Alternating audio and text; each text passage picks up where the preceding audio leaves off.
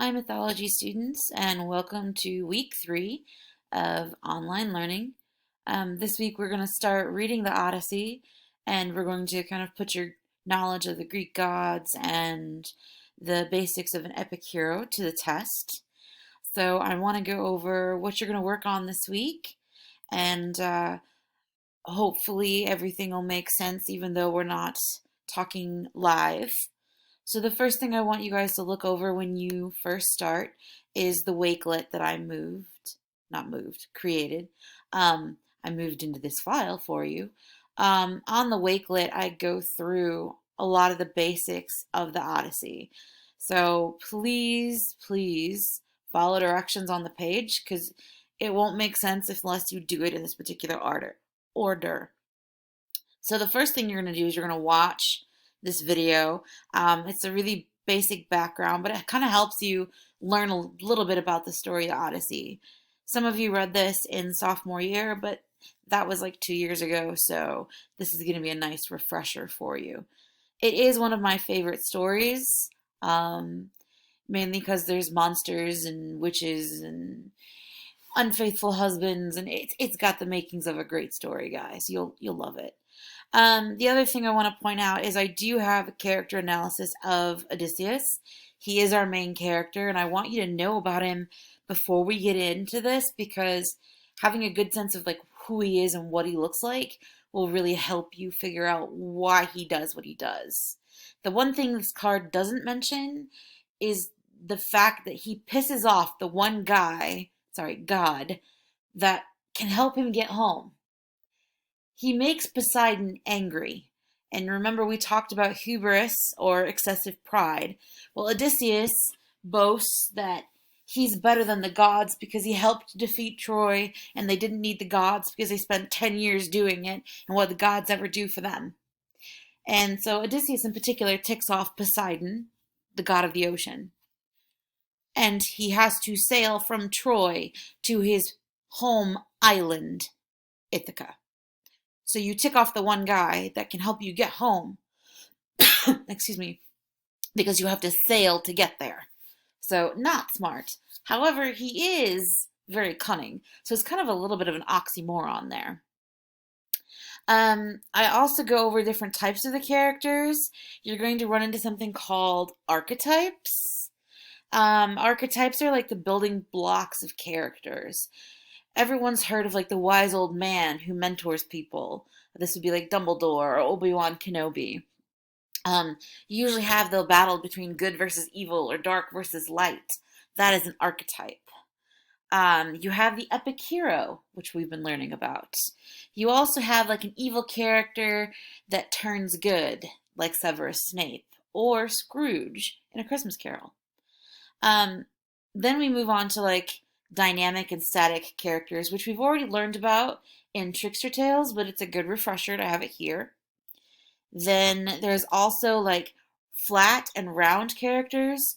So on one of the note pages that we go through as we read the Odyssey, it's going to ask if each character that you're building a profile for is either a round or a flat character, and you have to explain why. So I'm giving you like the definition right here. And then here's a faster version too. Then I give you like a really cool interactive map. So when you click on the map, it will take you to a new web page. And you're going to notice when you scroll over it, all these little dots. So when you click on it, you can see like different things about each place. Geography, the Odyssey, things like that.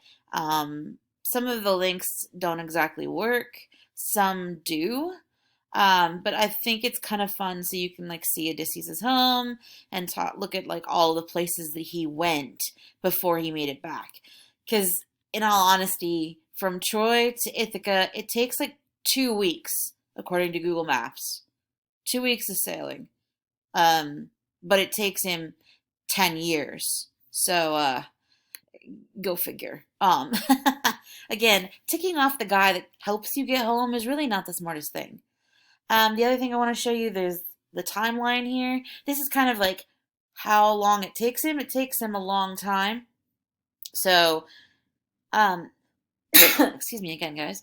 So look over this timeline because it'll help you kind of figure out an order of events because the version that we're reading is kind of an abridged version, a shortened version. So some things will get skipped. I also put in here a little bit of a review. So there's one on like living in Greek society, and there's one on like the art of hospitality and why it's so important to Greek culture. Because Odysseus's wife um, doesn't know if Odysseus is alive or not, and so these men come and try and like win her hand in marriage because they figure, hey, Odysseus is still gone. Everyone else made it back. He didn't. Obviously, he's dead. So we want the Queen of Ithaca. And so they stay for years. It'd be like the in laws from, yeah, it'd be absolutely a nightmare. Absolute nightmare. Guests would come and they never left. I think I would probably have killed people or at least shoved them out the door way before long. But Penelope puts up with them for several years, and this kind of explains why. So waltz through that first before you actually get into anything else, because that will help you kind of figure out what's going on. Then I want to show you this particular reading because it's an online PDF, and you're going to have a note page that goes with this reading, but I've split it into sections so it'll tell you in the notes and here like what pages you have to read. So make sure that you're looking at these pages, and I'll walk you through it in a minute. I just want to walk you through the notes first. So when I talk to you about like dynamic and flat characters, I'm also, fill out this for all the different places and people. Right here, see, it says Odysseus, is he round or flat? So you have to determine if he's a round or flat character, or static or dynamic, things like that. So as you read, you're going to learn about these different places and things. So I want you to fill out this note page as you go along. This particular one is not going to be due until we finish reading. I have one that's going to be due on Friday because that's based on the actual book. So when you click on this link to the story, you're going to open it and it's going to look like this. And I'm going to wander through it really fast for you, I hope. So I want you to read about Homer's world. It's going to explain, again, the Trojan War. I'm sure you're sick to death of it, but hey, good review right here. You need to read about like the heroic story of Odysseus, why the gods and goddesses are so important. And again, I'm looking at page numbers down here, not the PDF pages here. So we're looking at these pages when I say which pages to read. I want you to read this page, and you're going to want to look over this page because it will help you fill out your character note page. You do not have to read the art pages, so we're going to move on here. I put a picture of this in your note page for the week, so you don't have to write anything on this page either, even though it's mentioned. So we're going to skip for quite a ways here. You are going to have to fill out notes on this, and again, I'll show you that in a minute. And then skip.